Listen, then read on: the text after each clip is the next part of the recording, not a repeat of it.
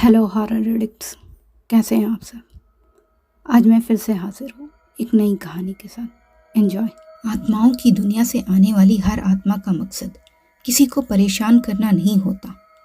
कुछ कर्ज उन पर भी बोझ होते हैं। ये कहानी है रूबेन की, एक पोता जिसने जीते जी अपनी बूढ़ी दादी की कदर नहीं की, पर दादी मरकर भी उसका मोह छोड़ ना पाई। रूबेन 25 साल का लड़का है।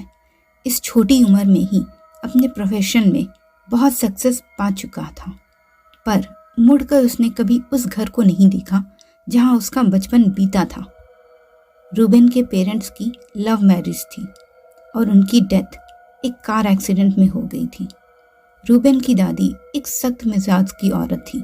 वह अपने बेटे के लव मैरिज से भी खुश नहीं थी, पर उनके जाने के बाद उन्होंने ही रूबेन को पाला पोसा। उनके सख्त मिजाज की वजह से रूबेन को हमेशा यही लगा कि वो उससे प्यार नहीं करती थी। जब रूबेन अपने पैरों पर खड़ा हो गया तो उसने दादी का घर छोड़ दिया और अलग रहने लगा। उसकी दादी कहती तो ना थी, पर वो हमेशा बालकनी में रॉकिंग चेयर में बैठी गेट की तरफ ही देखती रहती थी, इस इंतज़ार में कि शायद रूबेन वापस आ जाए। पर रूबेन कभी नहीं आया। उनके आखिरी दिनों में रूबेन को दादी के घर से कई बार फ़ोन भी आए, पर उसने कभी उन पर ध्यान नहीं दिया। और एक दिन जब वो ऑफिस में था, उसका फ़ोन बजा और उनके गुजर जाने की खबर भी आई। रूबेन को उनके लिए ज़रा भी दुख नहीं था, पर उसे पता था कि उसे वहाँ जाना ही होगा, क्योंकि उसे ही उनके अंतिम संस्कार करने थे। वो जब अपने दादी के घर पहुंचा तो वहाँ सब कुछ पहले जैसा ही था, जैसा वो छोड़ कर गया था। सब उसकी दादी के पसंद का था। उनकी पसंद के पर्दे, उनके पसंद के फूल और उनके पसंद का रॉकिंग चेयर अब भी बालकनी में ही था। पर रूबेन को एक अलग सी फीलिंग आ रही थी, जैसे सरगोशियों में कोई कुछ कह रहा हो, जैसे वो उस घर में अकेला ना हो। थकान के मारे रूबेन जल्दी ही सो गया था, सारी बातें और स्ट्रेंज फीलिंग को भुलाकर, और वो गहरी नींद में सो रहा था। पर आधी रात गुजरते ही उसने अपने बेडरूम के दरवाजे पर एक हल्की सी दस्तक सुनी। वह उठ बैठा और घड़ी पर नजर डाली। रात के 1 बज रहे थे। रूबेन बेटा, रूबेन का दिल बैठने लगा जब उसने वो जानी पहचानी आवाज़ सुनी। वो आवाज़ जो उसने सालों से नहीं सुनी थी, उसकी दादी की आवाज़। वो जड़ बना बैठा रहा और कान लगाकर सुनता रहा, पर फिर से कोई आवाज़ नहीं आई। थोड़ी देर बाद वो घबराते हुए उठा और धीरे से दरवाज़ा खोलकर देखा तो वहाँ कोई नहीं था। शायद मुझे भ्रम हुआ होगा, रूबेन ने खुद को समझाने की कोशिश की, पर तभी दरवाजे पर खड़े खड़े उसकी नज़र दादी के खुले हुए कमरे में गई। वहाँ उनका रॉकिंग चेयर हिल रहा था, जबकि उस वक्त कोई हवा भी नहीं चल रही थी। रूबेन सकपका गया और झट से दरवाज़ा बंद करके वापस से बिस्तर में घुस गया। अगले दिन फाइनल रिचुअल्स के लिए सारे रिश्तेदार घर में जमा हो गए थे। उन लोगों की नज़रों में कोई बात थी जो वो मुझसे कह नहीं पा रहे थे। सब हो जाने के बाद खाने की टेबल पर रूबेन की आंटी ने उसे टोका। रूबेन बेटा, मैं तुम्हें कुछ बताना चाहती हूँ, उन्होंने धीमी सी आवाज़ में कहा। रूबेन ने उन्हें पलट कर देखा, फिर कहा, जी कहिए। तुम्हें शायद पता नहीं, पर तुम्हारी दादी मरने से पहले तुम्हें ही हर वक्त याद किया करती थी। रूबेन उनकी बात सुनते हुए सिर हामी में हिला रहा था, पर जो अगली बात उन्होंने कही उसने रूबेन के रोंगटे खड़े कर दिए। तुम्हारी दादी कहती थी कि वो तुम्हें छोड़कर कभी नहीं जाएंगी। रूबेन ने उनकी आंखों में डर और दर्द के मिले जुले भाव देखे। उस रात उसने फिर से दरवाजे पर दस्तक सुनी और दस्तक के बाद उसे अपने कमरे में किसी के कदमों की आहट भी सुनाई दी। वो डर से जम ही गया जब उसने सरगोशियों को अपने कानों से सुना, रूबेन बेटा, क्या तुम अब भी वापस नहीं आओगे? रूबेन बहुत हिम्मत करके उठा और लाइट ऑन करके चारों तरफ देखा, पर कहीं कोई नहीं था। पर उसके कानों में रॉकिंग चेयर के झूलने की आवाज़ आ रही थी। वो घबराते हुए अपने बिस्तर से निकला और डरते डरते दादी के कमरे में गया। बालकनी में रखी हुई उनकी चेयर अब भी स्थिर थी। वो जाकर उसके सामने घुटनों के बल बैठ गया और धीमी आवाज़ में बोला, आई एम सॉरी दादी, मुझे माफ़ कर दो। तभी उसने ऐसा सुना जैसे किसी ने गहरी सांस छोड़ी हो।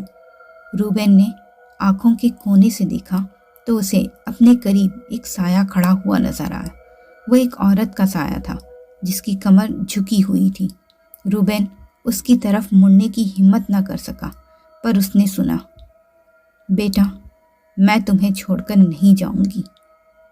आवाज़ एकदम सर्द और टूटी हुई थी। रूबेन को समझ नहीं आया कि उसने सच में कुछ सुना या ये हवा थी जो उसके कानों में बज रही थी। उसने धीरे धीरे गर्दन घुमाकर देखा तो उसकी दादी खड़ी थी, पर अब वो पहले जैसी ना थी। उनका चेहरा एकदम सफ़ेद पड़ गया था। उनकी आंखें पूरी कोलतार जैसी काली। उनके होठों पर एक विस्मय मुस्कान थी जिसे देखते ही रूबेन का दिल ट्रेन की स्पीड से धड़कने लगा। रूबेन बेटा, मैं तुम्हारा कब से इंतज़ार कर रही हूँ। ये सुनते ही उसके पैर अचानक अपने आप दौड़ पड़े। अपने कमरे के अंदर घुसने से पहले उसने आखिरी बार पलट कर देखा तो वहाँ कोई नहीं था। वह गायब हो चुकी थी। अगले दिन रूबेन उनकी कब्र पर गया और उनके पसंद के फूल लेकर वहाँ पर रख दिए। दादी, जो हो गया है मैं उसे बदल तो नहीं सकता, पर मैं आपसे माफ़ी मांगता हूँ और आपकी आत्मा की शांति के लिए प्रार्थना करता हूँ। रूबेन आंखें बंद किए सिर झुकाए वहाँ कुछ देर बैठा रहा। जब वह उठकर वहाँ से जाने लगा तो ऐसा लगा कि ठंडी हवा के झोंके ने उसे सहलाया हो। अपने घर वापस लौटने से पहले आखिरी बार वो दादी के कमरे में गया तो वो रॉकिंग चेयर अब भी धीरे धीरे एक रिदम में हिल रही थी, मानो उसमें कोई बैठा हो। कोई 6 महीने बाद दादी के घर का दरवाज़ा चरमराता हुआ फिर से खुला। अंदर पूरा अंधेरा था। रूबेन तो ये घर छोड़कर जा चुका था, पर हर रात अपने सपने में वो इसी घर को देखता था। आधी रात को वो ख्वाब से उठकर बैठ जाता तो उसे सरगोशियों में आवाज़ें सुनाई देती। वो अब भी उस घर से और दादी से मुक्त नहीं हो पाया था। 6 महीने ये सब झेलने के बाद उसने फैसला किया कि वो वापस आएगा और जो कुछ भी अधूरा है उसे पूरा करके ही रहेगा।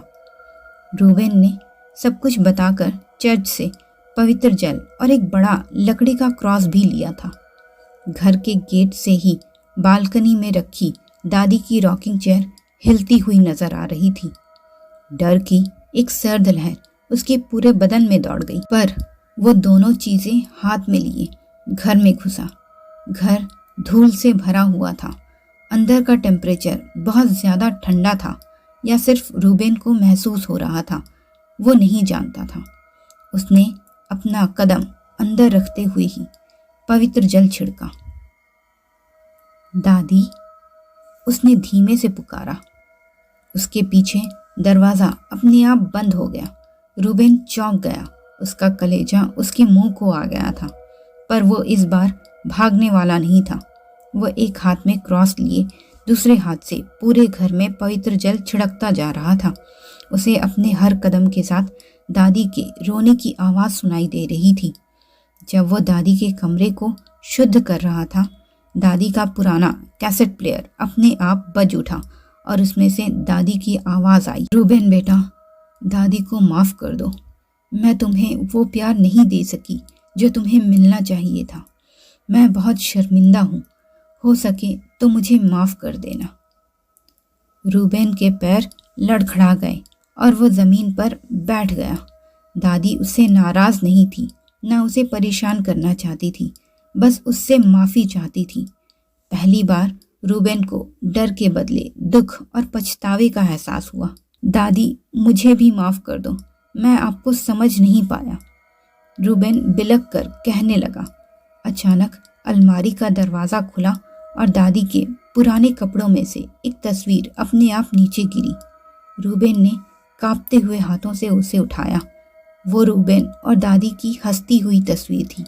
जब अलमारी का दरवाज़ा अपने आप बंद हुआ तो उस पर लगी शीशे में रूबेन ने देखा कि उसके पीछे एक धुंधली सी आकृति खड़ी थी। वो अब बिल्कुल भी डरावनी नहीं थी, बल्कि शांत और मुस्कुरा रही थी। उसके बाद से उसे बुरे ख्वाब आना भी बंद हो गए। उसकी दादी अब सच में जा चुकी थी। वो फिर से उनकी कब्र पर गया और उनके फेवरेट फूल रख कर आया। तो मित्रों, कैसी लगी ये स्टोरी? अपनी राय कमेंट बॉक्स में ज़रूर दीजिएगा और मेरे चैनल को सब्सक्राइब करना बिल्कुल मत भूलिएगा। धन्यवाद।